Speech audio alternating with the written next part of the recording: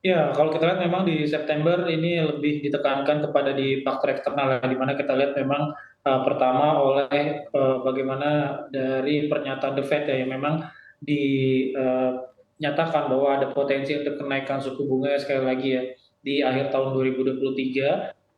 Sehingga nanti, di para investor ini menganggap adanya potensi kenaikan suku bunga ini sebagai dampak yang negatif ya, kepada market.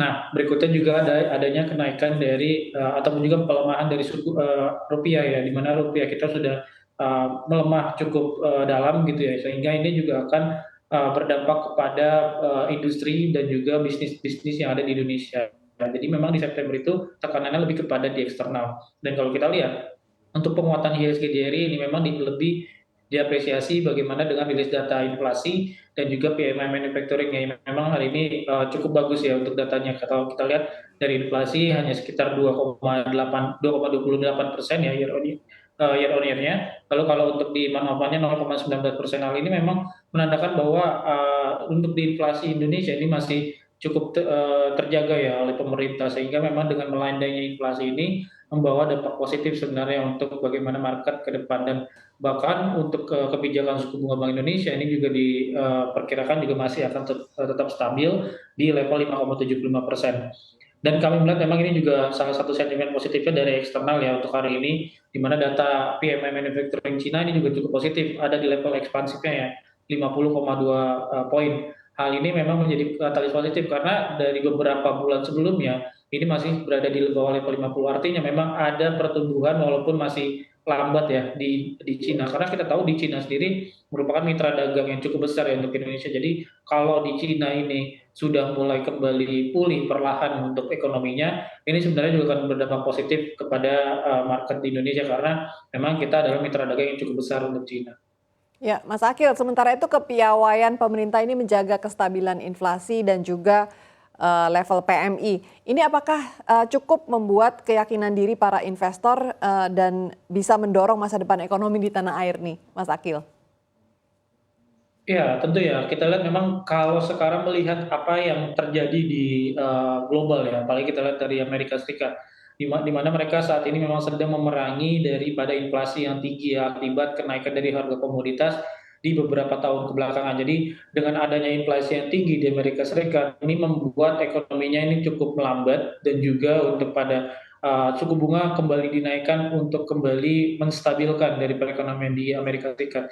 Nah, kalau kita lihat bedakan di Indonesia ya dengan inflasi yang melandai, lalu suku bunga juga masih tetap terjaga. Namun catatan yang paling pentingnya adalah kepada pemerintah dan juga Bank Indonesia adalah kepada nilai tukar rupiah ya, yang memang saat ini terus terjadi pelemahan. Namun kami melihat itu masih dapat bisa diatasi oleh pemerintah karena memang pun juga untuk proyeksi di tahun 2024 dari rupiah sendiri ini juga masih akan terjadi pelemahan ya karena memang dari The Fed masih ada potensi kenaikan suku bunga, yield dari mereka juga cukup menarik, jadi ada memang potensi untuk dolar ini kembali menguat cukup terbuka. Namun kalau kita melihat secara perekonomian bagaimana inflasi terjaga, lalu juga suku bunga kita lihat masih tetap stay gitu ya.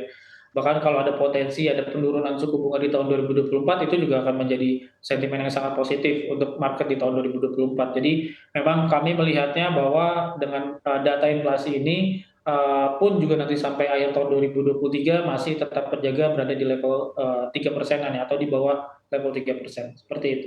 Mas Akil, rupiah kita ini kan bukan karena fundamental yang jelek, tapi karena memang yang terjadi adalah dolar Amerika Serikat yang memang super menguat begitu ya. Nah kalau dilihat dari level pelemahan rupiah kita versus dolar Amerika Serikat, apalagi ini sudah mendorong outflow juga keluar dari pasar kita. Sejauh mana nanti kestabilan nilai rupiah ini akan masuk ke dalam titik equilibrium? Apakah masih bisa di level saat ini ataukah masih akan ada level penguatan sampai dengan akhir tahun, Mas Akil?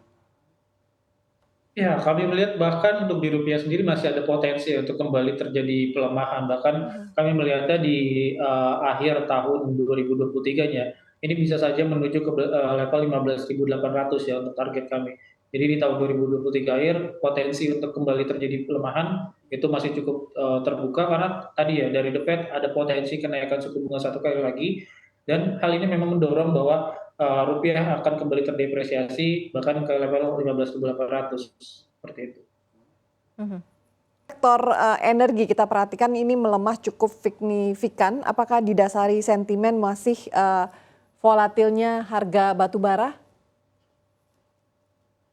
Iya, kalau kita lihat memang dari sektor energi ya, kita mungkin lihat dulu ya bagaimana dari sektor batubara, di mana batubara ini memang, kita lihat kenaikan sudah signifikan sekali di tahun 2021, 2022 dan saat ini, kalau kita lihat peran dari Rusia dan juga Ukraina, sudah, ibaratnya tidak menjadi dampak yang lebih besar lagi ya kepada krisis energi di Eropa. Dan kalau kita lihat untuk, pasokan dari energi di Eropa sendiri sudah mulai, terjaga ya ataupun juga sudah secure gitu ya dan memang hal ini membuat bahwa, harga batu bara kembali terjadi landai dan juga, sudah berada di, kisaran level 200 sampai dengan 100-an ya. Jadi memang tidak lagi berada di level 400 tertingginya di tahun 2021 kemarin. Dan ini memang menjadi, sentimen bahwa, tentu saja akan terjadi, katalis negatif untuk sektor-sektor batubara ataupun juga untuk emiten-emiten batubara. Lalu kita lihat juga harga minyak ya. Harga minyak ini sempat terjadi kenaikan yang cukup signifikan. Hal ini juga direspon positif ya oleh, market sendiri. Namun kalau kita lihat dengan kenaikan dari harga energi ini memang, dampaknya tidak begitu bagus sebenarnya untuk, bagaimana, inflasi yang terjadi di, Amerika ataupun juga di beberapa negara lainnya. Karena dengan inflasi, yang tinggi nantinya juga mungkin akan berdampak ya, kepada perekonomian Indonesia. Karena kalau nanti inflasi tinggi di eksternal ataupun juga di, global, ini akan, kita tadi bahas ya tentang perdagangan, mitra dagang ya antara Indonesia, Cina, dan juga Amerika. Kalau itu terganggu, ekosistemnya, ini akan menjadi juga dampak bahwa adanya mungkin saja nanti penurunan dari ekspor, lalu juga, barang-barang komoditas lainnya juga ini juga akan, cenderung terjadi perlambatan. Jadi memang, dampaknya akan, ataupun juga akan, berentetan gitu ya, terjadi ekosistem yang tidak, sepenuhnya normal ya dibandingkan pada beberapa waktu lalu. Jadi memang kami melihat dengan harga komoditas yang terjadi volatile, ini memang yang akan, cukup berdampak ya sebenarnya juga kepada perekonomian Indonesia. Dan kalau kita lihat harga batu bara memang, saat ini, sudah berada di level, psikologis yang cukup bagus ya sebenarnya walaupun masih berada level tinggi ya dibandingkan level normal di kisaran level 100. Jadi kami melihat bahwa harga batu bara ini cenderung terjadi, stable begitu ya untuk di harga sekarang. Dinamika apa yang akan terjadi di sisi sektor-sektor yang ada? Misalnya contohnya consumer begitu ya, dengan inflasi yang ada ini apakah consumer akan menarik atau justru malah lebih kurang menarik? Kita tahu bahwa di 3 bulan sisa 2023 ini akan cukup banyak konsumsi nanti diantaranya, Mas Akil. Ya, kalau kita lihat ke depan, sektor-sektor yang memang masih cenderung menarik. Pertama benar, consumer kami juga, cenderung suka ya untuk di consumer sendiri. Bukan hanya karena kepada dari inflasi, tapi lebih kepada bagaimana sentimen terkait, tahun politik ya, di mana biasanya kalau tahun politik, untuk spending itu lebih besar ya, untuk bantuan sosial segala macam, itu biasanya akan mendorong atau mendrive dari sisi, pendapatan dari emiten-emiten consumer. Dan kalau kita lihat di sini memang akan, terdampak ya nantinya pada, rilis laporan kinerjanya bahkan di kuartal keempat ya tahun 2023. Jadi nanti akan terlihat apakah, dari tahun pemilu ini akan, cenderung mendorong dari sektor consumer. Karena kalau kita lihat memang biasanya secara historikal ini akan, cukup membantu ya dari, 5 tahun belakangan atau bahkan 10 tahun belakangan.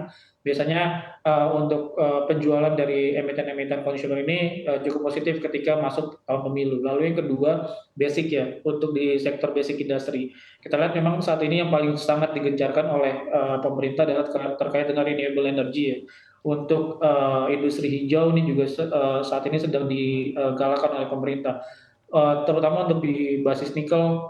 Ini juga akan cukup menarik ya, karena kita lihat dengan tren jangka panjang yang akan dilakukan oleh pemerintah untuk, energi hijau, ini kami lihat juga akan, masih cukup positif. Namun, kembali catatannya adalah ini untuk jangka panjang ya, untuk yang di basis, industri basic ya.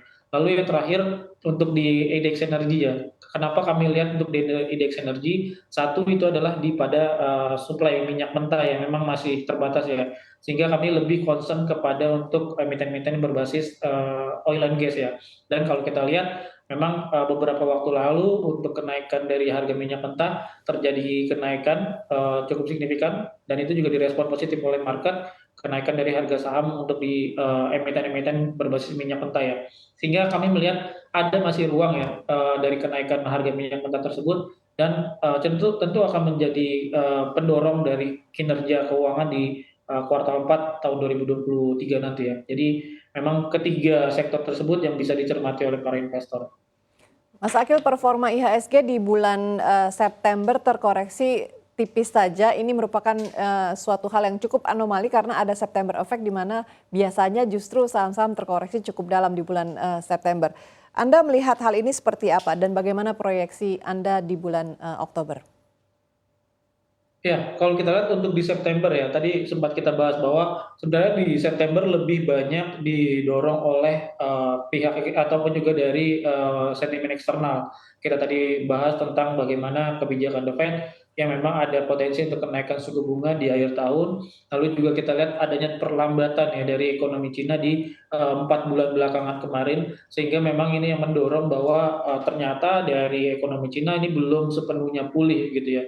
Namun kalau sekarang kita lihat rilis data PMI manufacturing juga sudah positif, sehingga nanti di bulan Oktober, bahkan nanti sampai di akhir tahun kami melihat ada potensi untuk sikap optimisme ya oleh para investor menjelang akhir tahun. Apalagi kalau kita biasanya di akhir tahun ada window dressing ya. Jadi memang ada potensi juga terjadi window dressing walaupun nampaknya tidak begitu signifikan dibandingkan beberapa tahun belakangan. Nah, jadi itu yang terjadi di September ya. Jadi banyak sekali sentimen-sentimen dari eksternal dan kita lihat yang paling berdampak adalah kepada rupiah ya. Rupiah sudah 15.500-an sehingga memang ini yang menjadi bahwa pelemahan IHSG itu terjadi. Namun kenapa pelemahannya ini hanya 0,2% saja ya? Kami melihat memang sebenarnya investor lebih optimis ya kepada perekonomian di Indonesia tadi ya kita bahas. Jadi sentimen dari eksternalnya tidak bagus, tapi di sisi domestik ini malah masih cenderung solid sehingga memang investor saat ini tengah menanti bagaimana perbaikan-perbaikan data ekonomi di eksternal ataupun juga di global sehingga kami melihat ketika nanti ada perbaikan misalnya dari The Fed ini sikapnya tidak begitu lagi hawkish lalu juga PMI ataupun juga data perekonomian Cina itu cenderung membaik ini tentu akan membuat booster ya bagi ataupun juga bagi IHSG. Nantinya kami melihat bahwa IHSG bahkan akan lebih cenderung banyak faktor dari eksternal ya karena secara domestik, secara data-data ekonomi di Indonesia masih cenderung positif seperti itu. Berapa target akhirnya Mas Akil untuk IHSG sampai dengan prediksi sampai dengan saat ini Mas Akil ke akhir tahun akan menyentuh level berapa Ya, IHSG?